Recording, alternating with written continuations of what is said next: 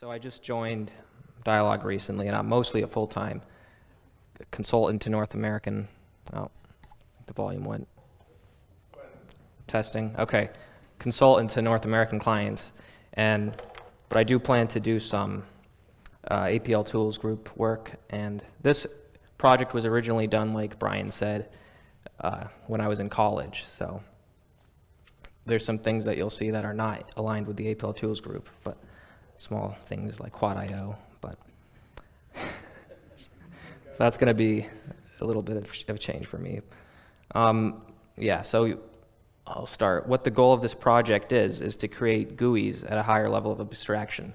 And what I mean by that is you have the HTML renderer, but if you want to create an HTML renderer page, you got to go through the whole process of creating a page, coming up with the HTML for it, the JavaScript, the CSS if you want, and handling callbacks and all that. And for some people, all they want to do is just simply have one function to display an interaction, to query a quick response or a result from a user or display some information. So that's the goal of this project. And because it's on the HTML renderer, it's inherently cross-platform. So the same code you have would run on the Windows, Mac, and Linux. And with 17.1, we can confirm that the Linux is working in most cases. And then these are going to be simple recurring interactions. So you're not going to have a full-blown rich GUI developed with this. Yeah, you're not going to have a full-blown GUI developed with this, but you could leverage this in some aspects of your application. It's mostly for people who need to do a lot of processing work and then occasionally prompt for input or display something, and who don't really want to get into or deal with HTML and CSS and JavaScript, just APL functions. So here's a sort of hierarchy of where this falls. So you have HTML, CSS, and JavaScript, and then above it is GUI, which camouflages and hides a lot of that. And then on top of that, you have Easy GUI, which is an even higher level of abstraction because you don't need to create a new page or anything like that. It's just one function with the options to further style it. And both GUI and Easy GUI can use raw HTML or JavaScript, CSS. So the project is hosted on GitHub, and it was originally an Acre Desktop project. So you could use either Acre Desktop or Link to bring it into your workspace. And I'll go back to the documentation in a bit, but just to give you a layout of the library, like I said, you have 3 classes of functions: queries, notifications, and graphics. So queries is if you want to ask the user something or collect input. Notifications would be to display any message, and then graphics would be to display something graphical. And there's not too many of these. For graphics, you have a progress bar and the option to display sharp plot images if you render them to SVG. And all these functions are designed to take one optional left argument, which is the result of the specify params function. And that's a namespace result, which you'll populate the properties with. So you could have properties such as title or position, and populate that, and then pass it into any one of these functions. So yeah, a link to the GitHub page is right here. We'll load that up.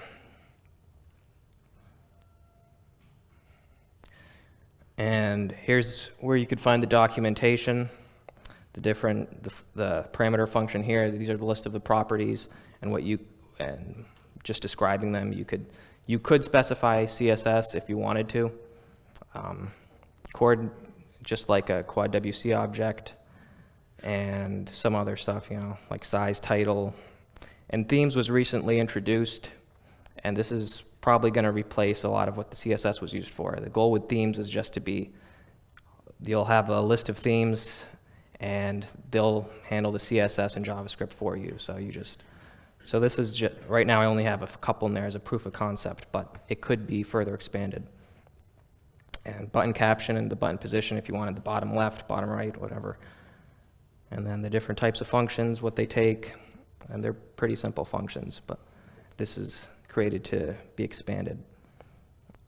Okay, so how would you get this? So from scratch, if I don't have anything, I could clone this repository very easily because it's all in text files. So if I go to my C drive, And if I just do a git clone and give it the address,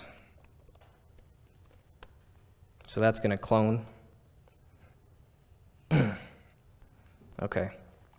Now if I open up 17.1, which has link already installed. Oh yeah, and the one thing to note, this is in quad IO 0. Up there it's noted at the top. So, but the good thing about it was this was created as an Acre project, and in Acre projects you have it sets the environment for you here. So if you're loading this in, Link will also honor this. It will set the quad IO and ML and WX down here.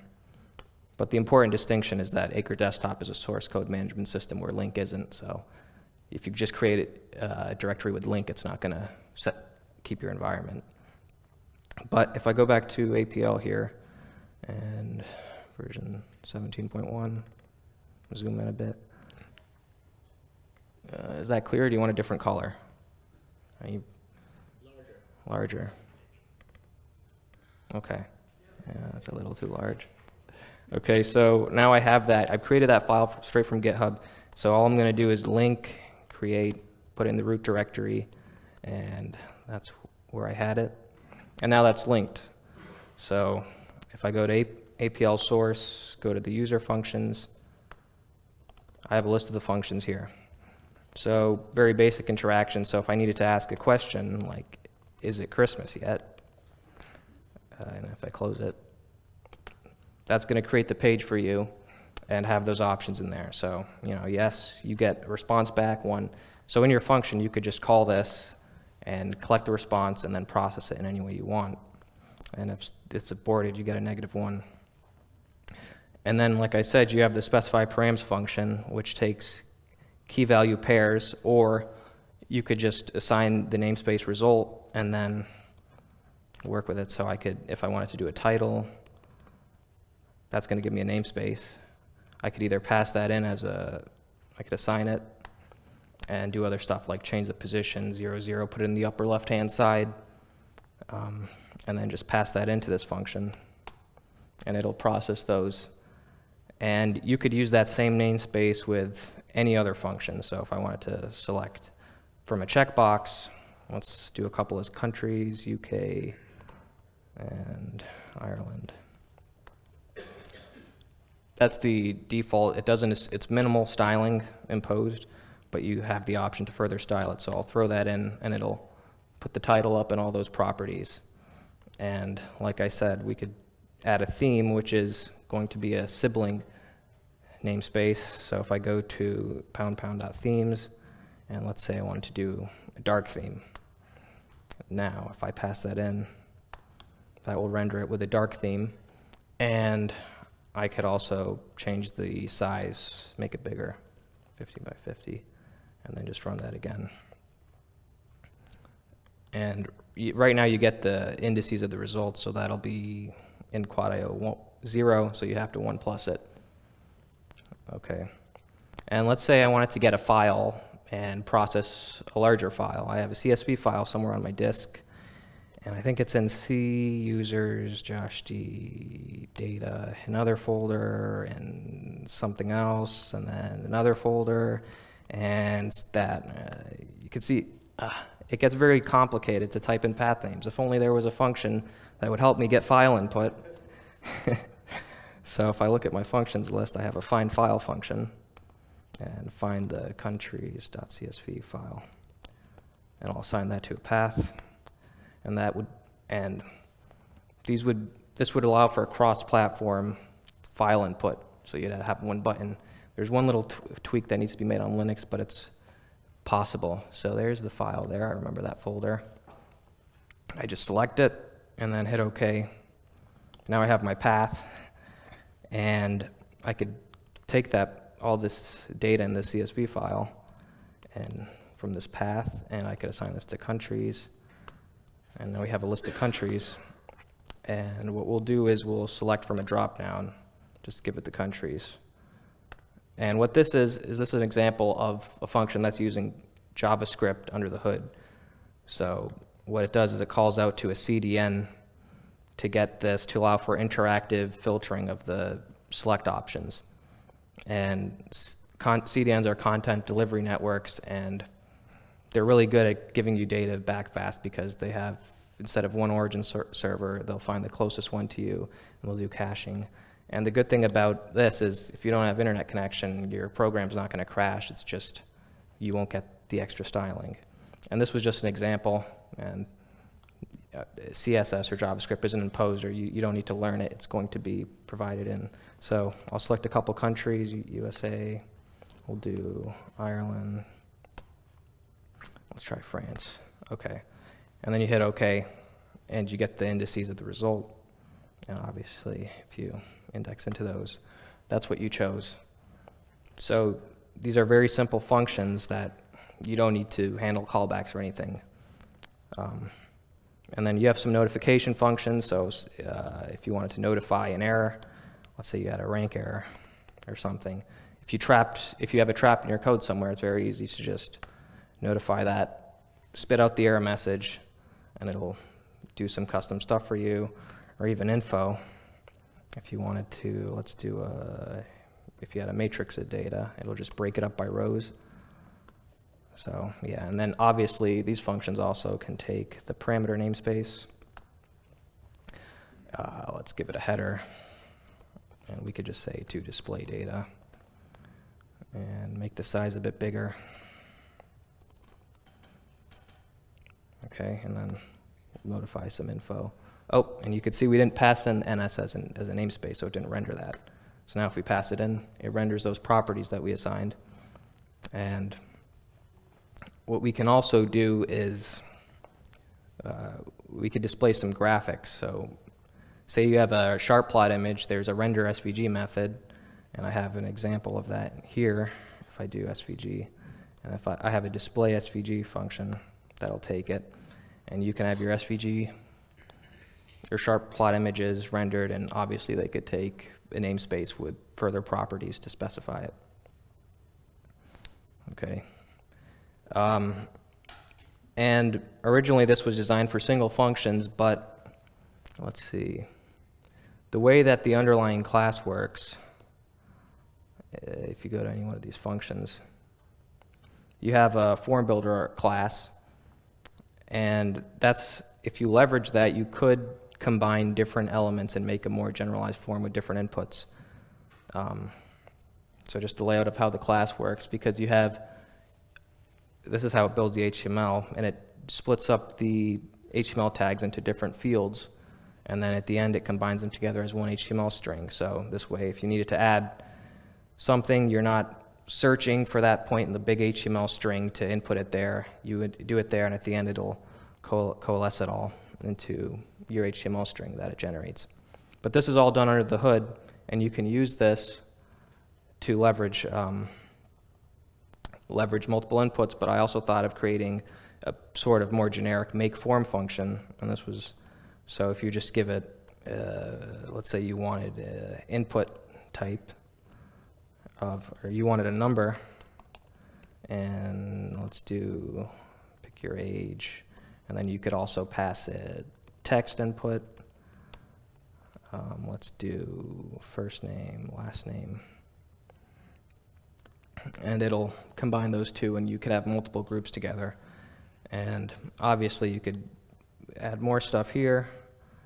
So we could add some date type. We'll do arriving, departing, and right now this design is still in beta. So I think it would be more efficient to have it take a 2-element vector of, input types and values, which is what GUI does, and GUI has an input grid. So really, if you're going to be building stuff like this, you should probably use GUI, but you also have the option here. And then if we wanted to create a namespace to style it a little more, we could give it a theme and give it a theme from the themes. We'll do light gray and pass that in. And you have some styling done to your form. And you get some, you can type in text input in a date or in a number field and so on. You get the date picker with it. And You could make this further. Say you wanted to, I have a demo here of a simple interest application, which uses that. So you could make a little more complex applications that will collect the input, and then in your function, you could return it and run your calculation and then spit something out. So let's say interest rate of 0.4, and I wanted to do it by half year from 10/10/1990 to today. This is just, or someday with 1,000. Hit OK, and then you could also use other stuff to prompt results back after you do your calculation. Also, and with that, that's just, you could either do that by leveraging the underlying class or by creating a string and assigning some parameters to it, and then just collecting your input and then running your calculation. Also, with the progress bar, you could also use that under program control. So here's an example of me testing progress function. See, the styling's not, it's pretty dark, but this is just an example of having it under program control, doing something, then chaining it with another function and collecting result. So those are some simple functions in Windows, and then obviously if I go into my Linux virtual machine, I have Debian running here. I can launch APL.